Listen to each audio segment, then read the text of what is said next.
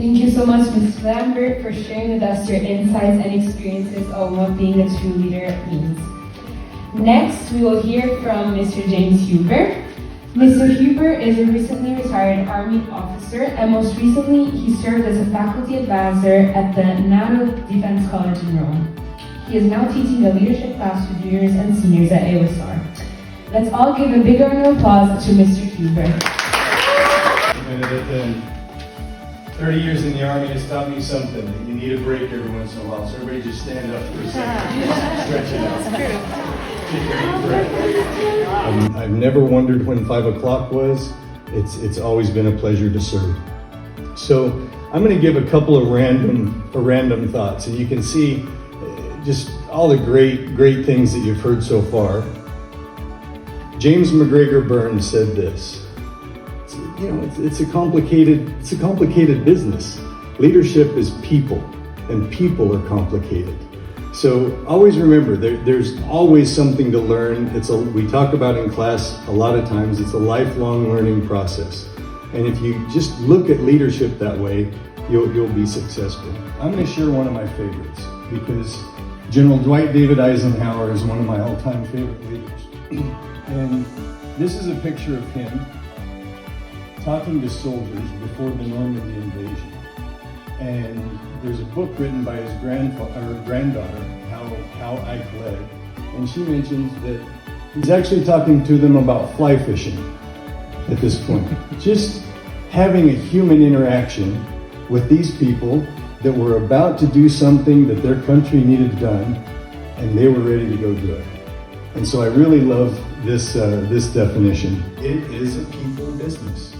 It is a relationship. Mr. Lambert talked about the first point that I wanted to make here, and that's followership. The majority of us, the majority of our life, are exercising followership, and our organizations are better for it. The better followers we are, the better the organization is, and the better the leaders will be. Your values actually become who you are.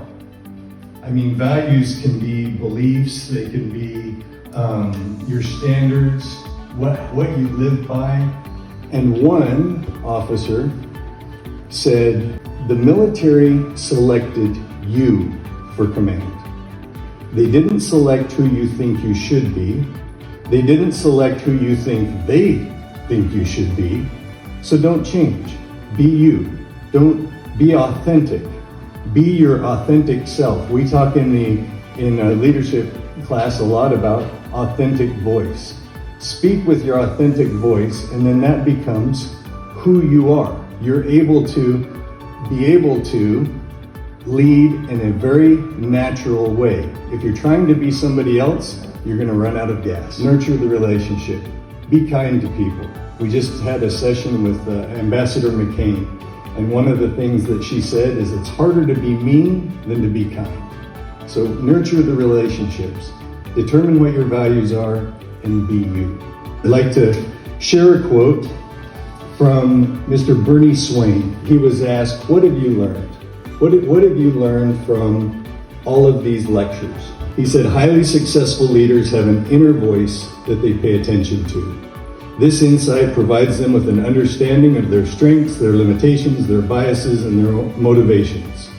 This understanding provides them with a deep well of energy and passion that they're constantly drawing upon throughout their lives in their quest to make extraordinary things happen. Someone will say, trust your instincts. Maybe it's trust your own insight, trust your feelings, trust that inner voice. In a religious way, somebody will say, hey, the spiritual promptings that you get. However, whatever you want to decide what that is, trust it.